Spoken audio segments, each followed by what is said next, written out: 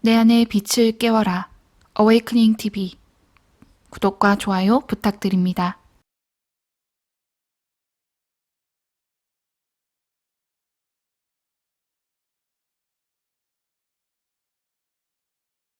Yes, you are right. You are not just a biological machine. You're a biological machine with something extra. Something, for lack of a better word, that has a soul. Modern science is implying that we have shared characteristics with the divine. You know, that's pretty good for me. That's pretty good for most of us. And for those who have come back to tell about it, the journey the soul takes at that moment of death is full of wonder, comfort, and more than anything else, love. It was very dark at first, but it was beautiful. This is Grace Babulka. Her near-death experience compelled her to share her experience with others in her book, Beyond This Reality. She also speaks regularly at churches and for support groups. To me, it was beautiful.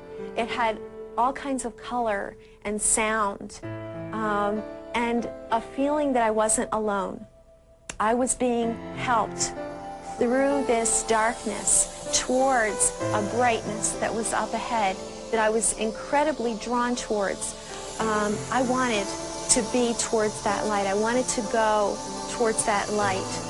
And at the same time, I was being drawn. I was being attracted, and I was being helped.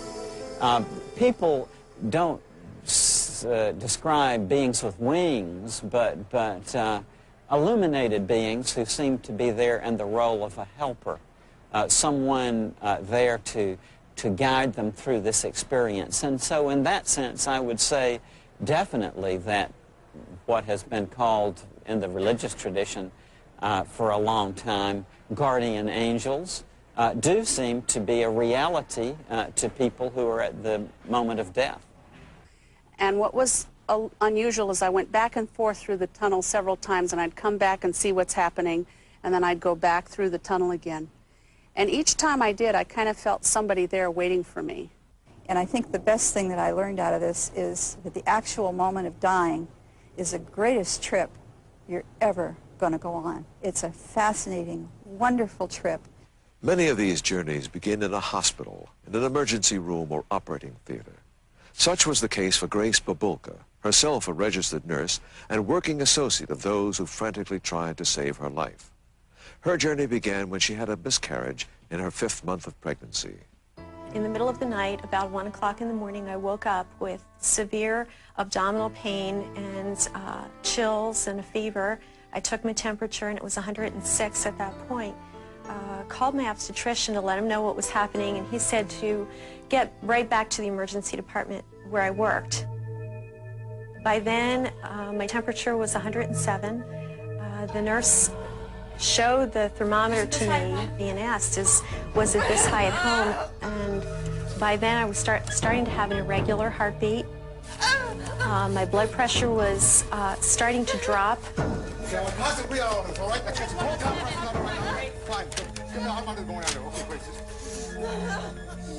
I could feel a great deal of pain, and the fever was just going higher by the minutes. I didn't really think that I would die or even come close to it, but I could hear the monitor that I was attached to, and I could feel the irregularity of my heartbeat. And the nurse on my left-hand side tried to get my blood pressure, and she said, I can't get it. He tried to get it, and as he was pumping up my blood pressure, there was a very petite nursing assistant who kept trying to wipe me down, get my fever down. I know what to do, sweetheart. Hang in there.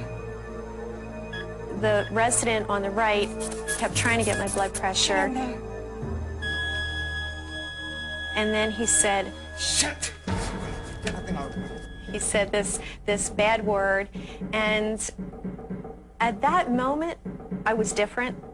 Instead of laying down, looking up at them hovering over me, I was watching them from a position up high.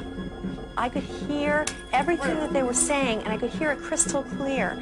I could understand not only what everybody was saying and what they were doing, but I could also feel what they were feeling. And this had me most concerned because my buddies were frantic. I was trying to get them to calm down. As odd as that sounds, I didn't want them to be upset.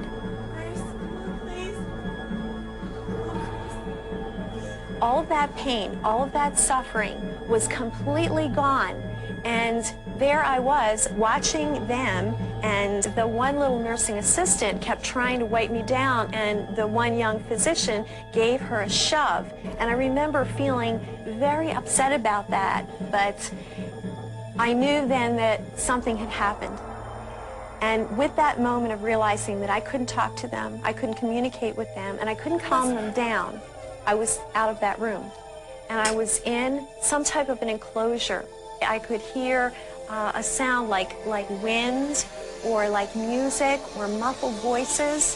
And I had a sense of moving quicker into more of a fullness, more of a sense of celebration. And I wanted even more so to get to this light that was up ahead. It was pure. It was perfect. And what was ahead was somewhere that I wanted to be. One of the most powerful and life-altering parts of the near-death experience is being in the light and encountering divine beings. The Bible relates many instances of man communing directly with God or with an angelic representative of God. As when Mary was visited by the angel of the Lord and informed that she was to give birth to Jesus. In more recent years, visitors to the world beyond often refer to the divine beings they encounter as simply beings of light. There are visions that stay with a person the rest of his or her life. When I came through the end of the tunnel, there was a bright, brilliant, beautiful light. A light so bright and so brilliant that I've never seen anything like it or felt anything like it. It penetrated me. It was as though I became a part of it and it became a part of me. As I looked to my right, I saw a being. Then this being started to move toward me. And how this communication was, it was as though I became the being and the being became me. We blended into each other.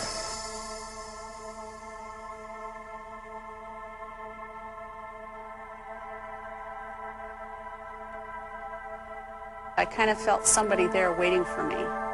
And when I finally saw who this was, I can't say at this time that I ever knew who she was prior to this, but she loved me like nobody ever has. She just radiated love. And when she spoke to me, I could hear her thoughts in my mind instantly as she spoke them. And when she asked a question, she didn't ask one question. Inside each question were thousands of other questions, all separate, all different. And inside all those thousands of questions were other questions, all separate, all different. And I answered them all at the same time, and I couldn't even figure out how I could do that. Who is the being of light? As Melvin Morse put it earlier, we each have a different conversation with God. Some refer to being in the presence of Jesus. Some prefer to call him Allah. Some are greeted by a guardian angel. But many are convinced that they were in the presence of God. Without a doubt, what was on the other side of that barrier that I could not get past was God. In my mind, no, I don't even want to say in my mind, in my soul or whatever part of that is deep inside, that's who was there. That is the God that I always hoped to believe in, but now I know is there. I lost all sense of any body that I had, and I was pure consciousness in the light, and I absolutely knew the light was God. It was overwhelming.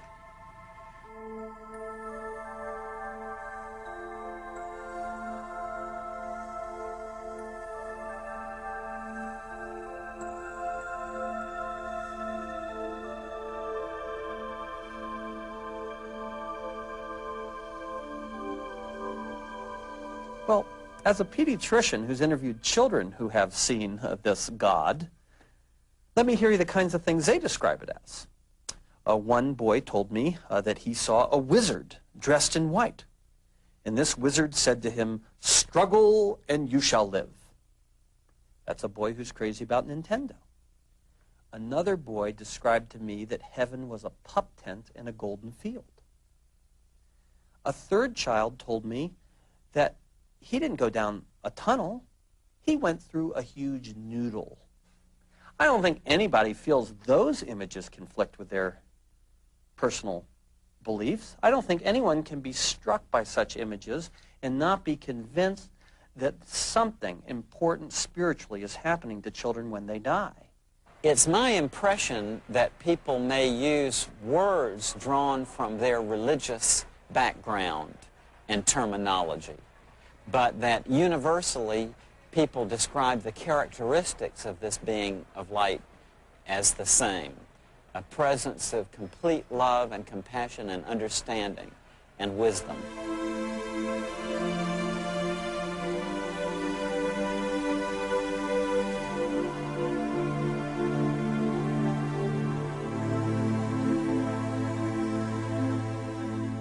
Another life-transformational impression made on visitors to the other side is that it was a familiar place. They were being welcomed home, and the welcoming included becoming part of the light. It was the beginning and the end of everything. It was the source. It felt like home. So there was a kind of a memory or kind of a recall that this was familiar to me and I was familiar to my God, you know, that I was coming back. But that was the feeling, very comfortable. I was surrounded with love and I belonged there. I recognized the place. I was in a familiar place, like I woke up of my dream and I'm home, that's it. This light didn't hurt my eyes like the flash of the lightning bolt. It penetrated me. It was as though I became a part of it and it became a part of me. That word being of light is almost too limiting. The light had a source, yet it was everything. It was like being part of this composite whole that was up ahead. This light was so full of every imaginable desire or feeling that you could ever have, and that was what I was attracted to. That's where I wanted to go. This concept of our having a spiritual connection to God keeps coming up over and over again. Dr. Larry Darcy suggests that some aspect of us is divine. Daniel Brinkley maintains that we are all great and powerful spiritual beings. Grace Babulka speaks of being part of the light. Dr. Melvin Morse, who doesn't even profess to being religious, is convinced this connection is real and that we can see evidence of it in things that appear to be mere coincidence. He drew this conclusion after receiving an answer to an experimental prayer. I once tried to pray as a little experiment, because a beautiful woman I know had told me that I should try it. And she's deeply religious and I'm not. So I said, alrighty, I'll try it. And she told me I should get down on my knees and just silently ask God a question. So, okay, I did it. And I felt really silly about it. And it lasted about 3 minutes. And I said, I would like to know what the relationship, this is my question, the relationship of man to God.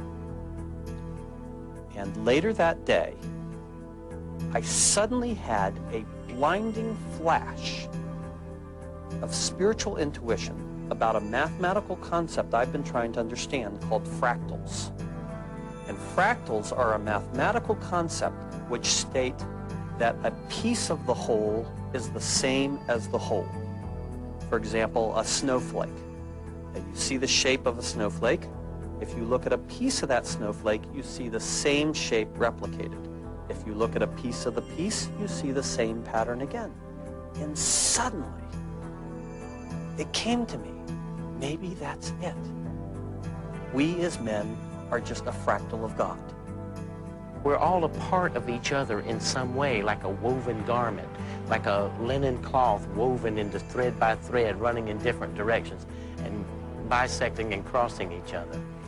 But for someone some other person, that's going to be meaningless. Fractals, they're going to go, what the heck are fractals? You know, and I learned something about faith from this experience as well, because the first thing that happened to me after I had this insight was I thought, oh, this is just some kind of weird coincidence. It's like this huge quilt that has no end on either side, top, bottom, right, left, front, or back, and every patch of that quilt matters. I've been studying fractals for years, and I've been struggling in my mind of how to, you know, understand them, and it probably just was a coincidence that that day it suddenly all came together to me. But I'm not so sure. I'm not so sure that was a coincidence. And I just see us all as being one big soul. We're part of this gigantic soul. God, love, whatever, however a person feels comfortable. And each one of us has something to do or to give and to make that love happen.